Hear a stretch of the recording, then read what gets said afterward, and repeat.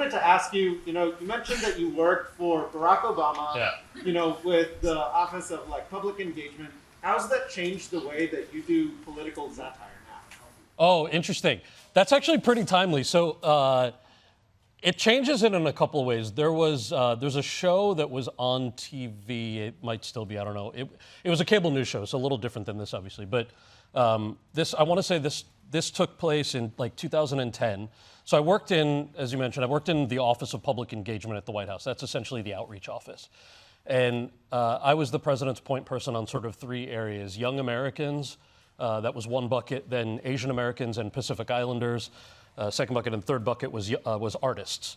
And so there was something called the DREAM Act that would have provided a pathway to citizenship for a bunch of undocumented folks who came here as kids. Their parents or relatives brought them here.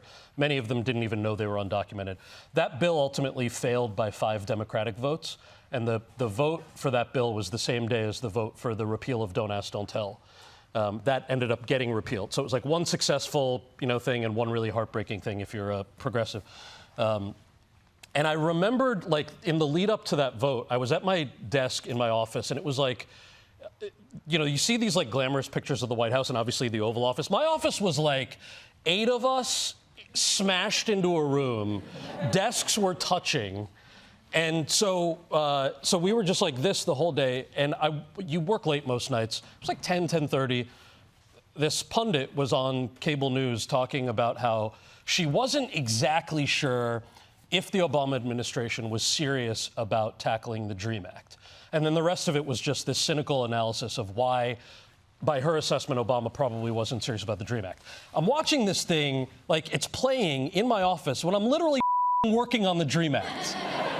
So I was like, you gotta be out of your mind, lady. There's a whole team of us that are working on it. So cut to 3 weeks later, I happened to be on the train up to New York, and she was on the train. So, and there are all these ethics rules when you work at the White House, don't do stoner movies at the same time. You have to wait for that. But also, you're not allowed to talk to journalists unless you get clearance from the communications team. But I sort of justified it by, I have a prior relationship with her because, we know each other from TV stuff. So I said, I just went up to her and I'm like, look, I saw your episode on the DREAM Act. I just want to let you know, we are seriously working on it. We're really hoping that it'll get passed.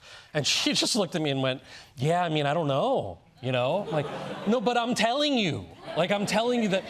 So anyway, cut to the afternoon of the vote. It failed by 5 Democratic votes. The very long-winded story gets to the point where I felt really upset that somebody who had a built-in audience that clearly cared enough about the DREAM Act for her to do a whole segment on it, instead of doing what she could have done, which is, hey, here are 5 Democratic senators who need a big push.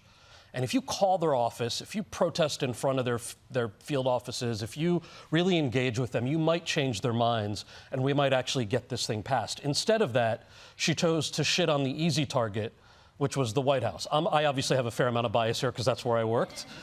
But the big takeaway for me was, I wish there was a way to still, in her case, inform, but in our case here, to really make people laugh and do the satire and do all the stuff in a way that doesn't make you feel like shit when you turn off the TV.